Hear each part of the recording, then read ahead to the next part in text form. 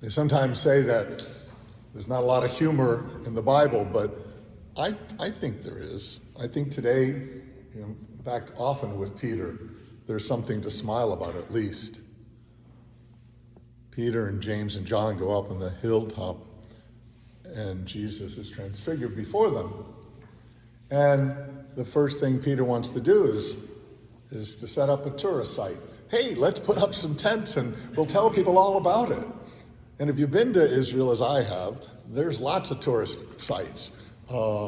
There's 3 different tombs of Jesus. If you're depending on which denomination you follow, you can find the tomb that suits your idea. I think the Catholic one's the best.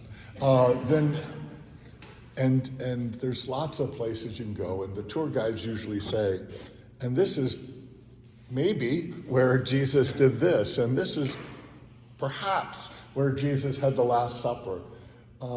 This idea of commemorating the events of Jesus is ingrained in us.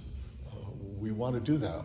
Any tourist place you go to, they'll say George Washington slept here or something important, that we want to commemorate and remember this moment.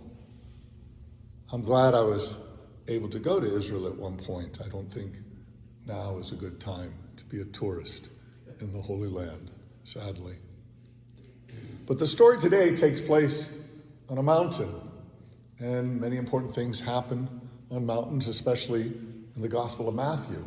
You know, Jesus is on a hilltop when he gives the Beatitudes, and when Jesus is talking to the flocks and people that surround him, because it reminds us of Moses getting the law from the mountain. And we have this wonderful connection as well with Jesus' baptism, because at his baptism, the voice came down from heaven, "This is my beloved Son." And here we have it again. We have this voice saying, "This is my beloved Son, listen to him." And that's an important line, listen to him. Because when we think about the story of the Transfiguration, it's literally about Jesus being transfigured before Peter, James, and John, with Elijah and Moses standing next to them. But the idea of Jesus changing is not that important. Because later on in theology, we'd say, well, God is immutable, can't be changed. And the idea that Jesus somehow was different before he went up the hill and different from when he came down the hill raises questions. Well, wasn't he the Son of God before? Yes, he was.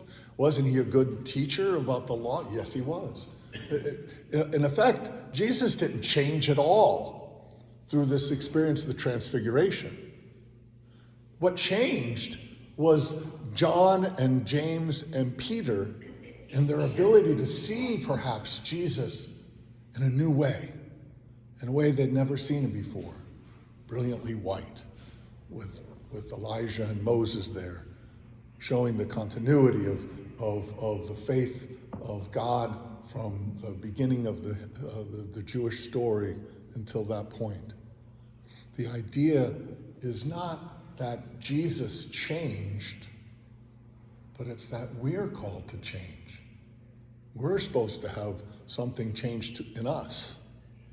We were told, "This is my beloved Son, listen to him." So the question is, how are we changed? How do we see ourselves changed by the story of the Transfiguration, by the gospel message that Jesus came to proclaim? Have we been changed? Because that's the heart of it.